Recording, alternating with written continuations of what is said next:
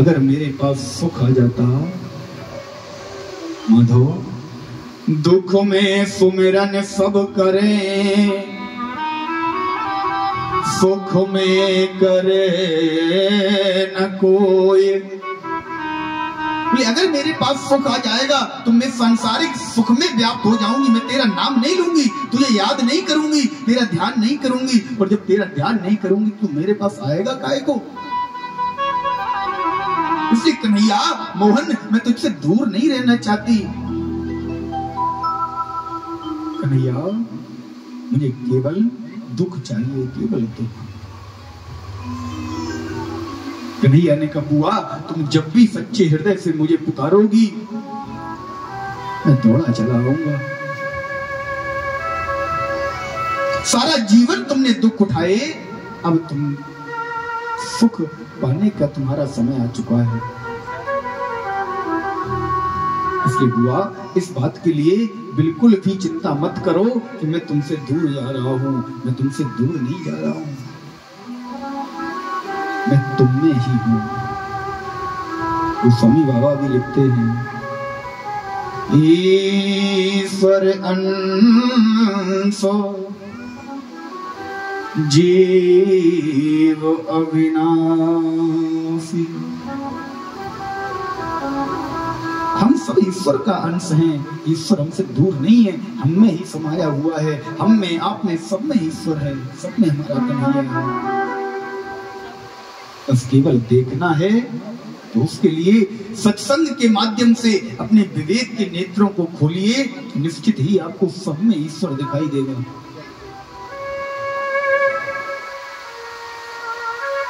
बड़े सौभाग्य की बात है, 7 दिन का सत्संग करने का मौका आप लोगों को मिला है। यही सत्संग है। और इस मौके को देने के लिए बिहारी जी ने माध्यम बनाया हमारी लक्ष्मी बहन को। बहुत बहुत हृदय से धन्यवाद आप सभी इस बहन का करिए। इसने महाराज इतनी सुंदर व्यवस्था में आप सबको कन्हैया का 7 दिन का सत्संग करवा दिया। एक बार बड़े ही प्रेम से इस बहन का धन्यवाद सभी लोग ताली बजाकर करेंगे। अब आप लोगों का कर्तव्य बनता है, आप लोगों की जिम्मेदारी बनती है कि इस बहन का केवल एक ही लक्ष्य है, धन कमाना इसका लक्ष्य नहीं है। इसका लक्ष्य केवल एक है कि ज्यादा से ज्यादा लोगों में कन्हैया का प्रचार हो, माधव का प्रचार हो, माधव के भक्त हो, माधव का नाम लिया जाए। केवल नाम मंत्र लेना, नाम जाप करवाना और करना इसका। अब जब इतना बड़ा आयोजन हो रहा है तो इसमें महाराज हमारे ये कलाकार बंधु हैं, अर्थयुग है, ये भी बेचारे इतनी दूर से 3-4 घंटे आपके पास में आकर हमारे साथ में आकर बजाते हैं। साउंड लगा है, टेंट लगा है, ये टेंट की व्यवस्था है, अन्य भी तमाम व्यवस्थाएं होती हैं। इन सबका जो खर्चा है वो थोड़े थोड़े आप लोगों के सहयोग से ही, केवल इतना इस बहन के साथ कर देना कि यदि इसने बिहारी जी की प्रेरणा से आपके पास में आकर माधव के नाम, माधव का प्रचार, माधव के नाम मंत्र का व्याख्यान करवाया है ना, तो इस बहन को कर्ज लेकर ये सब न चुकाना पड़े।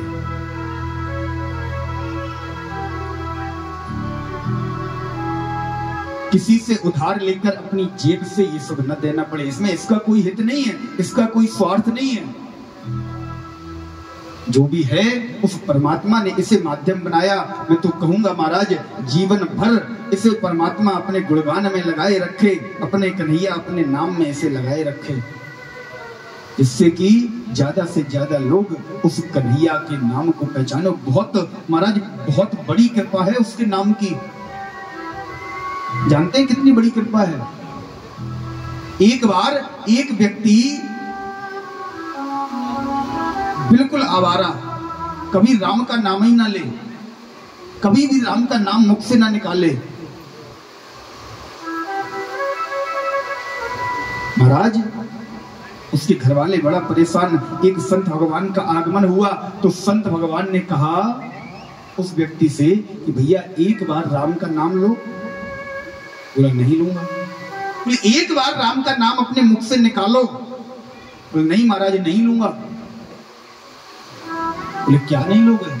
बोले आप चाहे राम कहो चाहे कृष्ण कहो, मैं कोई भी नाम अपने मुख से नहीं निकाल लूंगा, कोई भी नाम। संत भगवान ने कहा ठीक है जाने दो इसे, क्योंकि एक बार तो ये राम कह ही चुका है। बोले आप चाहे राम कहो चाहे कृष्ण कहो, मैं कुछ भी नहीं कहूंगा। एक बार तो इसके मुख से राम निकल ही गया।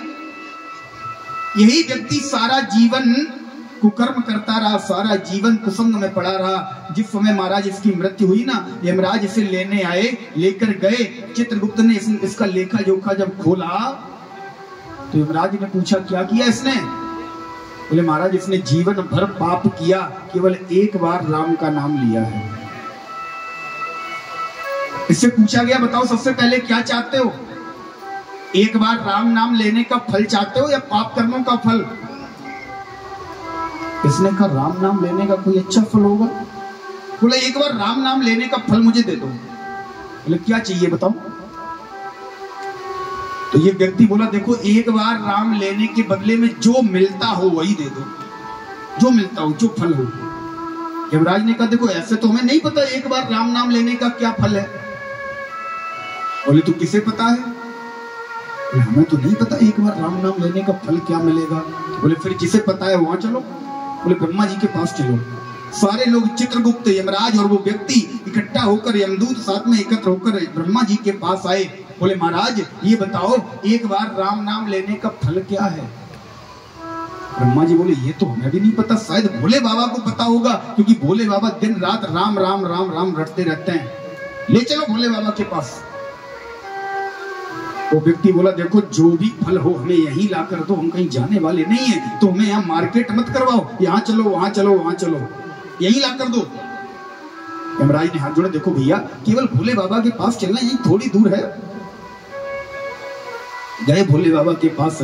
भोले बाबा से पूछा बाबा ये बताओ इस व्यक्ति ने एक बार राम का नाम लिया है, इस व्यक्ति को क्या फल मिलना चाहिए? बोले एक बार राम नाम लेने का फल हमें तो नहीं पता। भोले बाबा को भी नहीं पता एक बार राम नाम मुख से लेने का फल क्या मिलता है। बोले फिर किसे पता होगा? बोले स्वयं राम जी के पास चलो, उनके सिवा किसी को नहीं पता होगा। इसने कहा देखो खबरदार अब मैं कहीं नहीं जाऊंगा, अगर तुम्हें मुझे फल देना है तो यहीं ला कर दो, अन्यथा मना कर दो कि मैं तुम्हें राम नाम लेने का फल नहीं दूंगा। भोले बाबा ने कहा देखो भैया मान जाओ, एक बार चले चलो, राम जी बस अयोध्या यहाँ कैलाश पर्वत से कोई ज्यादा दूर नहीं है, एक बार चलो। बोले नहीं जाऊंगा। बोले फिर कैसे जाओगे? बोले मुझे उठाकर बलि ले चलो, मुझे चला नहीं जा रहा। महाराज एक सुंदर सी पालकी मंगाई गई, पालकी में आगे यमराज और चित्रगुप्त लगे, पीछे ब्रह्मा जी और भोले बाबा लगे। उस पालकी में उस व्यक्ति को बिठाकर महाराज जब उसे लेकर चले तो जैसे ही भगवान के पार्षदों ने देखा कि एक भक्त आ रहा है, महाराज दौड़ कर गए प्रभु के पास। बोले प्रभु मुझे लगता है कोई बहुत बड़ा संत शिरोमणि आज आपके दरबार में आ रहा है। बोले क्यों?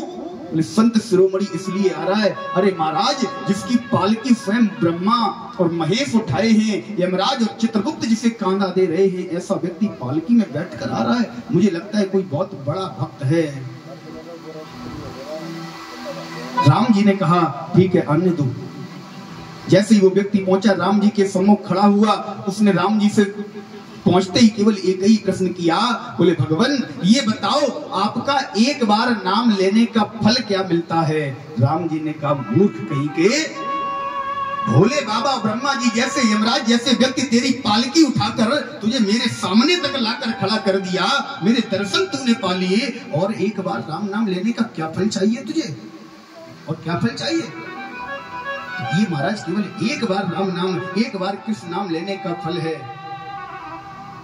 तो हम आप तो 7 दिन लगातार ले रहे हैं। केवल अपने बिहारी जी ने जो प्रेरणा इन सबको दी, इन्होंने बड़ा ही सुंदर आयोजन किया। अब आपका दायित्व बनता है, अगर थोड़ा थोड़ा भी तुलसी पाछिन के पिए घटे न सरिता नीर। पक्षियों के पीने से कभी महाराज नदी का जल नहीं घटता,